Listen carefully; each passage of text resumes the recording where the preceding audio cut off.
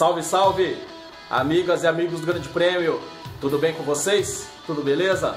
Sou Fernando Silva, desse GP às 10 desta noite de segunda-feira e desde já desejando uma grande semana a todos vocês, uma semana cheia de conquistas, de vitórias, de boas notícias para todos nós.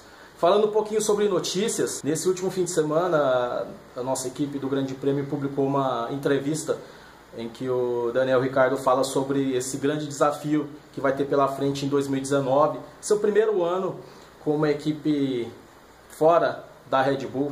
Ele vai assumir o posto de titular e principal piloto da Renault, e ele disse que um dos seus principais desafios aí ao longo de 2019 é lutar contra o seu companheiro de equipe, no caso é o Nico Hülkenberg. Esse é o meu tema dessa noite. O Ricardo ele falou que o Hülkenberg tem números que não expressam, não refletem o talento dele, a capacidade dele enquanto piloto. Porque o Hülkenberg ele é o recordista de corridas sem pódio na história da Fórmula 1. Agora em 2018, sua 8ª temporada no Mundial. É um piloto reconhecidamente talentoso, capaz.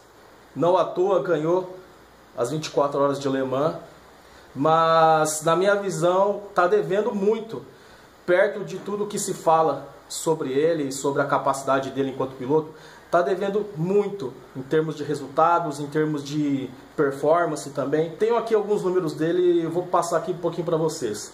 156 GPs disputados entre 2010 e 2018, lembrando que em 2011 ele não correu, ele era piloto de testes e reserva da Force India, que naquela época tinha Paul di Resta e o Adrian Sutil. Aí ele reassumiu em 2012, mas daí em diante 8 temporadas. Melhor performance dele, que eu me lembro, teve a pole position do GP do Brasil, que foi bastante mexida, porque choveu naquele momento de Interlagos, para variar. Choveu, mas depois a pista secou e ele foi muito competente. Conquistou a pole no ano de estreia dele, que foi em 2010, quando ele corria ainda pela Williams e tinha como companheiro de equipe o Rubens Barrichello. E depois eu lembro que na mesma Interlagos, em 2012, já pela Force India, ele liderou algumas voltas daquela corrida, até lutou pela vitória, deu azar ali e teve ali um problema que acabou tirando de combate.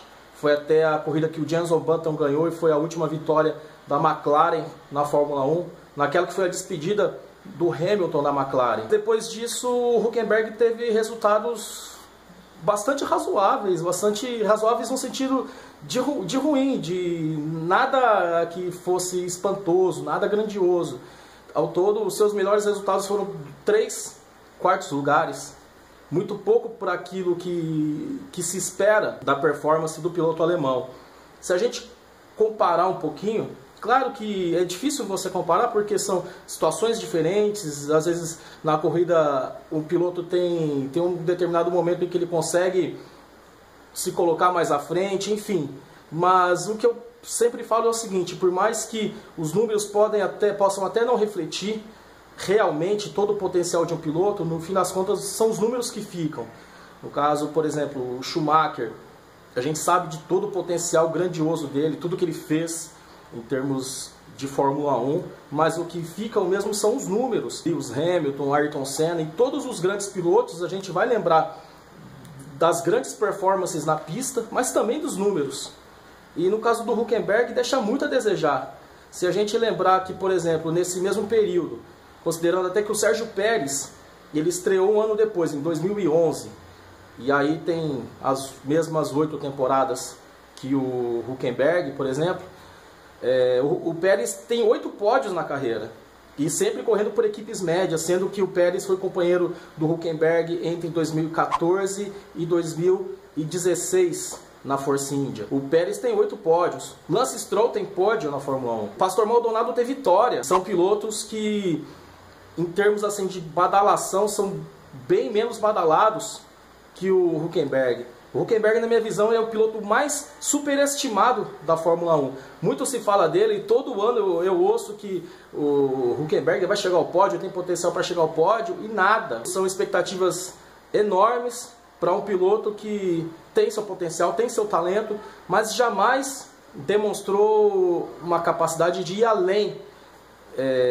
em termos de resultados. Vai ter um ano pela frente muito duro com o Ricardo, que é um piloto que chega com fome de resultados, com fome de vitórias. Acredito que não nesse primeiro ano ele vai conseguir isso pela Renault, que está um degrau, alguns degraus acima, pelo menos a Red Bull, que é a terceira força. A Renault entra como quarta força. Eu acredito que vai ser muito difícil ainda para o Ricardo tentar alguma coisa em termos de vitória nesse ano, mas tem tudo para superar o Hülkenberg, porque tem mais talento, tem mais capacidade. Embora o Nico seja um piloto reconhecidamente de potencial, até agora não mostrou nada do que se espera dele, né? Já mostrou em Le Mans, ganhou Le Mans, mas na Fórmula 1 ainda está devendo muito. Então acredito que esse 2019 para ele vai ser um ano chave em termos do que ele vai poder fazer, tendo ao seu lado um grande companheiro de equipe.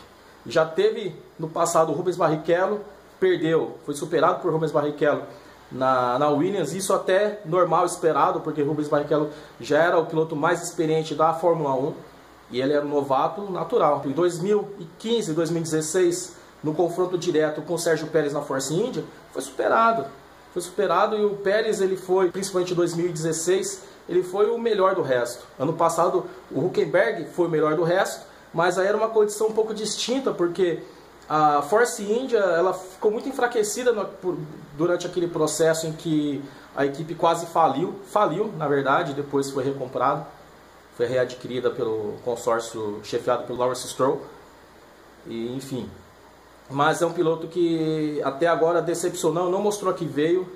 Eu acredito que em 2019, se for para ser alguma coisa em termos de resultado, assim, vai ser o último ano que ele vai ter uma grande oportunidade, porque daí em diante, se ele não conseguir obter alguma coisa mais expressiva, ele vai ser sacado e aí vai perder o espaço na Fórmula 1. Para mim é meio injustificado essa expectativa em torno dele, mas 2019 eu vejo que vai ser essa última oportunidade real de ele mostrar algum serviço na Fórmula 1.